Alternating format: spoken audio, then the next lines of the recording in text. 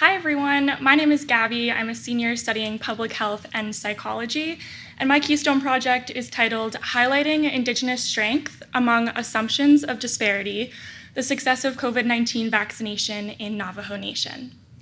And I want to give a special thanks to my advisor, Dr. Mohammed Zaman, for all of his help throughout this past year. So during the pandemic, Indigenous populations in the US were hit the hardest by COVID. They were 3 times as likely to be hospitalized and twice as likely to die from the disease compared to their white counterparts. And these extremely disproportionate risks were due to higher rates of poverty and underlying health conditions, as well as inadequate access to water, food, and health care on Native reservations, all of which stem from systems rooted in colonialism and oppression of Indigenous peoples in our country. But when COVID vaccine rollout began in early 2021, Indigenous populations achieved the highest COVID vaccination rates out of any racial group in the US. And we can see here, if we follow this thicker black line, that by August of 2021, over 50% of Indigenous peoples in the US had received at least 1 dose of the COVID vaccine. More specifically, Navajo Nation, which is located in this southwestern region of the US and is the largest federally recognized tribe, achieved especially outstanding rates.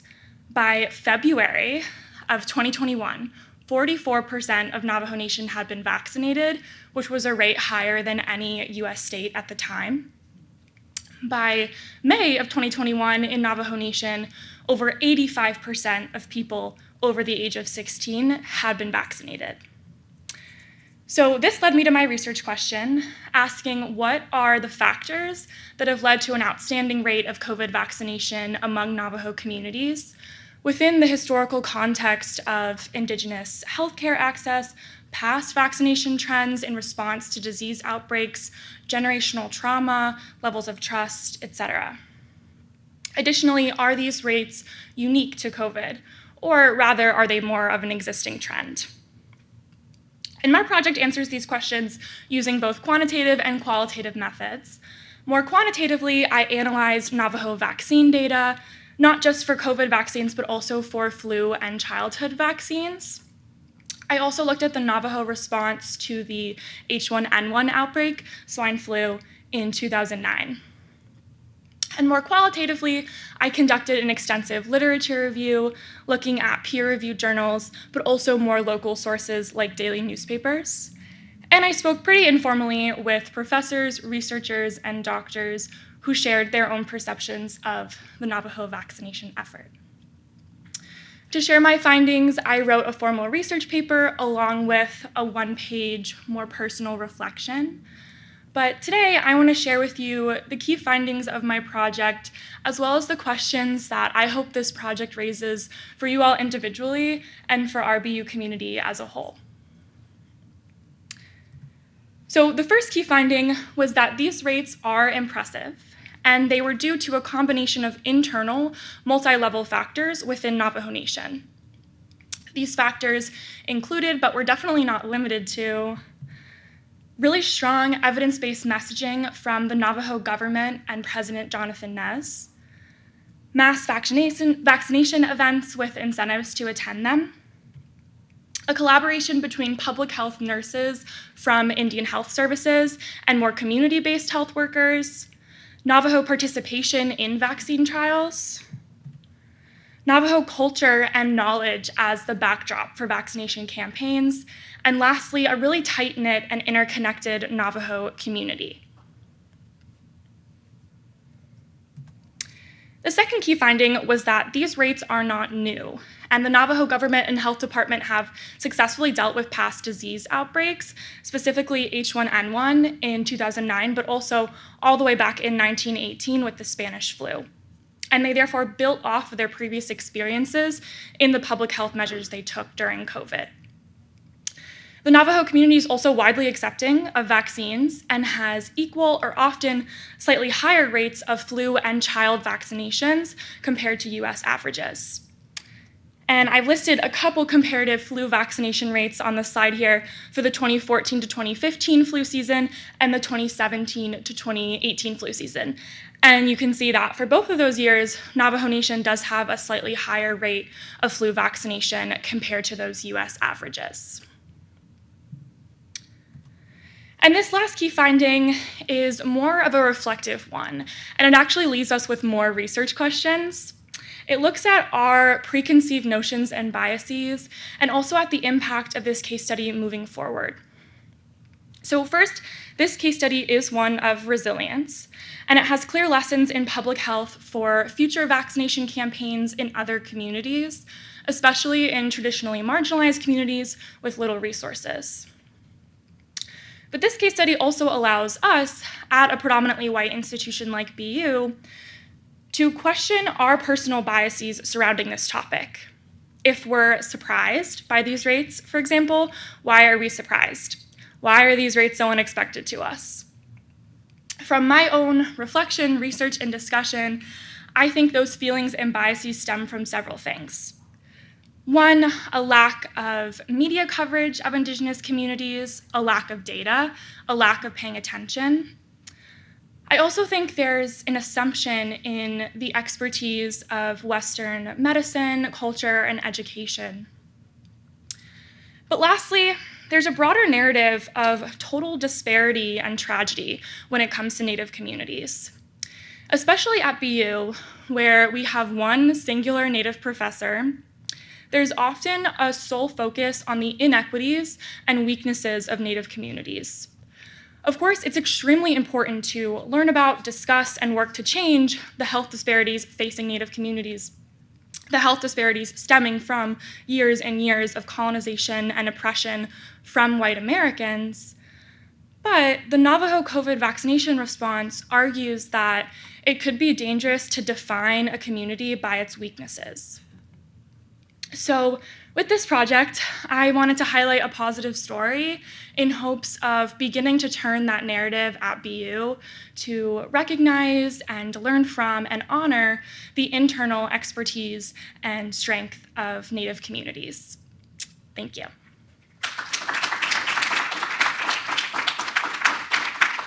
And if you guys have any questions, I would love to answer them.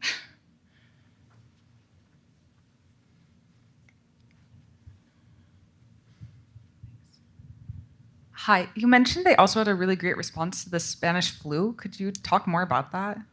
Yeah, great response is tough to say.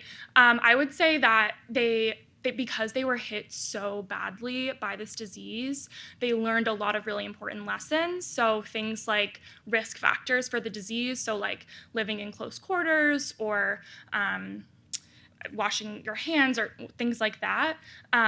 And there's literature where, and also stories that have just been told from generation to generation of people noting those risk factors. And so clearly those lessons have been utilized in other disease responses.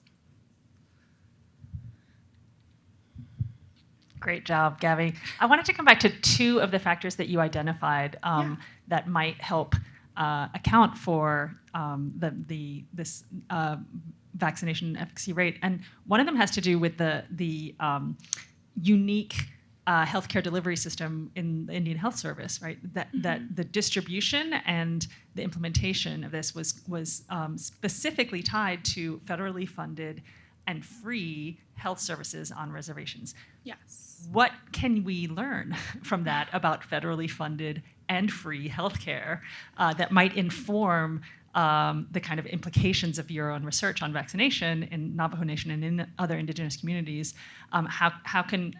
Do you feel at this point that you have something to say about how federally funded and free healthcare works? The second question has to do with something that you touched on with cultural resiliency and tight-knit communities. So what are the implications for that? If you're flipping the kind of narrative and saying we have a lot to learn from these communities, what can we learn? And how can you inform other modes of healthcare, whether vaccine-related or otherwise, from what we're seeing as successes in Navajo Nation? Mm-hmm. I think I can answer both of those questions in one because I think they're tied together. So the first part, obviously, there are clear benefits to that government-funded healthcare, and it was successful. So I think that's just a clear answer right there. But I don't think that was the reason why this vaccination response was so successful. And I think it had a lot more to do with those last few factors that you talked about in terms of that tight-knit community, that culture and knowledge ingrained in vaccination messaging and campaigns. And I think that is unique to this population. But I do think those things can be utilized in other ways, I think, in different communities. Did that answer your question? Okay.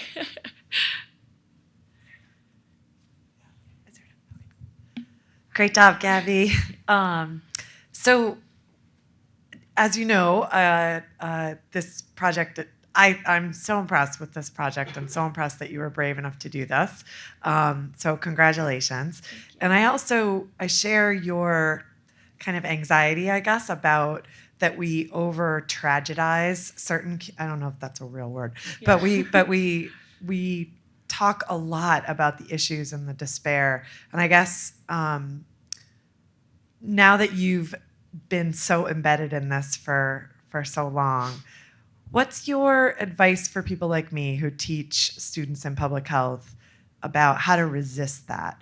Like, how do we balance looking at the reality, the rates of poverty, the rates of disease disparities, which I know you probably know more than me at this point, with hope and resilience? And Yeah. where have you landed with that tension? Yeah, I think I'm still working on that one. I think that was the biggest question that we talked about a lot, is, how do we use our privilege to share stories like these, but also not to minimize the disparities and the experiences that these communities have been through. And so I don't know if I have an exact answer. I think it's just including these examples and going out of your way to find those case studies, because they do exist. And so, including this in a lecture about Native health disparities or something like that. But yeah, again, something I'm still working through. And I think that's like the biggest research question that's come out of this project for me. Okay, are we all good? Okay, thank you guys.